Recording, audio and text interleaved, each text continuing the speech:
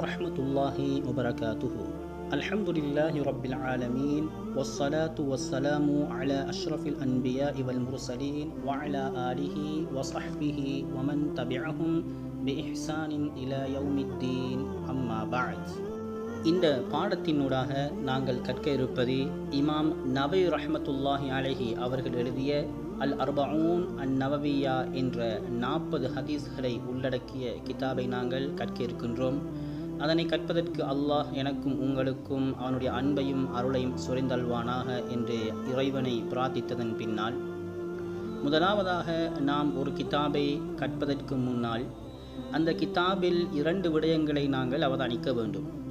முதலாவதாக முஸன்னிஃப், இரண்டாவதாக முஸன்னஃப்.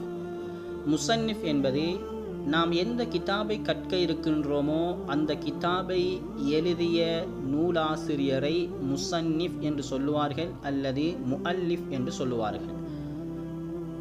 இரண்டாவதாக, அந்த முஸன்னிஃப் எந்த கிதாபை கோர்வை செய்தார்களோ, நாம் எந்த கிதாபை கற்க இருக்கின்றோமோ அந்த கிதாபிற்கு முஸன்னஃப், கோர்வை செய்யப்பட்டது, தொகுக்கப்பட்டது என்ற கருத்தை உள்ளடக்கி முஸன்னஃப் என்று சொல்லுவார்கள். எனவே நாங்கள் ஒரு விடயத்தை கற்பதற்கு முன்னால் அந்த கிதாபினுடைய முஸன்னிஃப் யார், அவருடைய வாழ்க்கை வரலாறுகளை பற்றி ஒரு சிறு குறிப்பாவது நாங்கள் அறிந்திருப்பது எங்களுக்கு மிகவும் அவசியமான ஒன்றாகும். அதே போன்று இரண்டாவதாக முஸன்னஃப், அந்த தொகுக்கப்பட்ட அந்த கிதாப் எந்த வழிமுறையில் தொகுக்கப்பட்டிருக்கிறது, அதன் மூலம் கிடைக்கும் பிரயோஜனங்கள் என்ன என்பதை நாங்கள் அறிந்திருக்க வேண்டும். முதலாவதாக, இந்த அல் அர்பஊன் அன் நவவியா என்ற இந்த கிதாபை எழுதிய இமாம் நவவி ரஹ்மத்துல்லாஹி அவர்களை பற்றிய சிறு குறிப்பை நாங்கள் இந்த இடத்திலே பார்க்க இருக்கின்றோம். அந்த வகையில் இஸ்லாமிய அறிஞர்களுள் இமாம் நவவி ரஹ்மத்துல்லாஹி அலைஹி அவர்கள் மிகவும் பிரபல்யமான ஒரு இடத்தை மக்களுக்கு மத்தியில் பிடித்திருந்தார். இவரது பெயர் நவவி என்பது அல்ல. ஆனாலும் இவர் அல் இமாமுன் நவவி என்ற பெயரின் மூலமாகவே மக்களுக்கு மத்தியில் பிரபல்யமாக இவர் காணப்பட்டார். உண்மையிலேயே இவருடைய பெயர் என்னவென்பதை தாங்கள் அறிந்திருப்பீர்கள். அந்த வகையில் இவருடைய பெயர் யஹ்யா என்பதாகும். அதாவது யஹ்யா பின் ஷரஃப், ஷரஃபுடைய மகன் யஹ்யா என்பதாகும். ஆனாலும் இவர் நவவி என்ற பெயரின் மூலமாகவே மக்களுக்கு மத்தியில் பிரபல்யமாக காணப்பட்டார். இமாம் நவவி ரஹ்மத்துல்லாஹி அலைஹி அவர்களை அபு ஜக்கரியா என்ற புனை பெயரின் மூலமாக அழைப்பார்கள். அத்துடன் இவருடைய பெயரிலே வரக்கூடிய நவவியுன் என்ற சொல்லாவது, அதாவது நவா என்பது ஷாம் நாட்டை அண்மித்துள்ள ஒரு ஊராகும். அந்த நவா என்ற ஊரில் இவர் பிறந்ததனால் நவவியு நிஸ்பத்துடைய யாவை சேர்த்து நவவியு, இவர் நவா என்ற நாட்டை சேர்ந்தவர் என்ற பெயரின் மூலமாக இவர் மக்களுக்கு மத்தியில் பிரபல்யம் அடைந்தார். அடுத்ததாக, இந்த இமாம் அவர்கள் 7ஆம் நூற்றாண்டு ஹிஜ்ரி 631 பிறந்த இமாமாக கணிக்கப்படுகிறார்.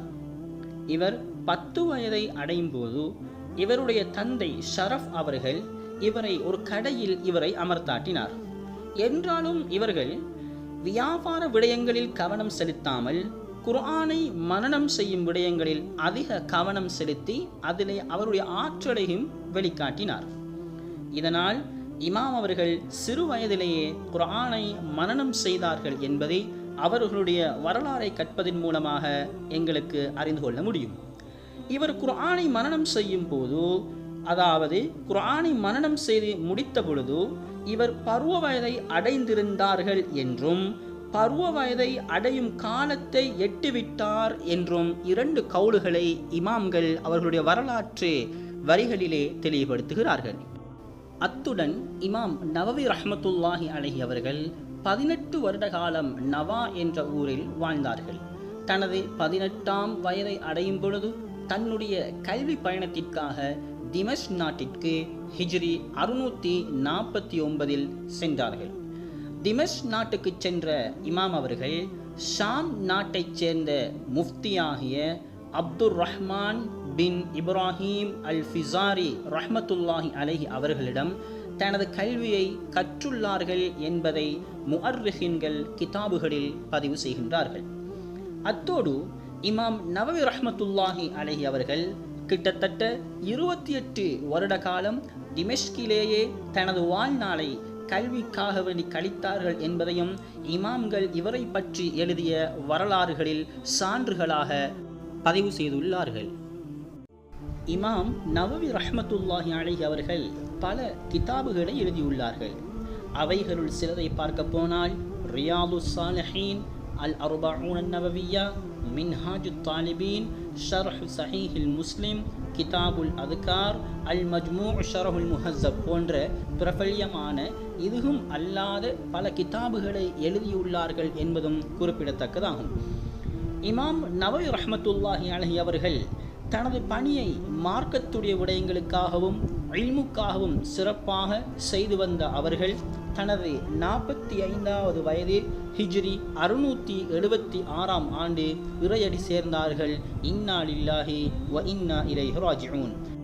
என்றாலும் இமாம் அவர்கள் இவ்வுலகை விட்டு பிரிந்து சென்றாலும் அவர்கள் எழுதிவிட்டு சென்ற கிதாபுகள் அன்றும் இன்றும் மக்களுக்கு மத்தியில் உயிரோட்டமுள்ளதாக வாழ்ந்து கொண்டே இருக்கிறது. அல்ஹம்துலில்லாஹ். ஜஸாக்குமுல்லாஹ் ஹைரன்.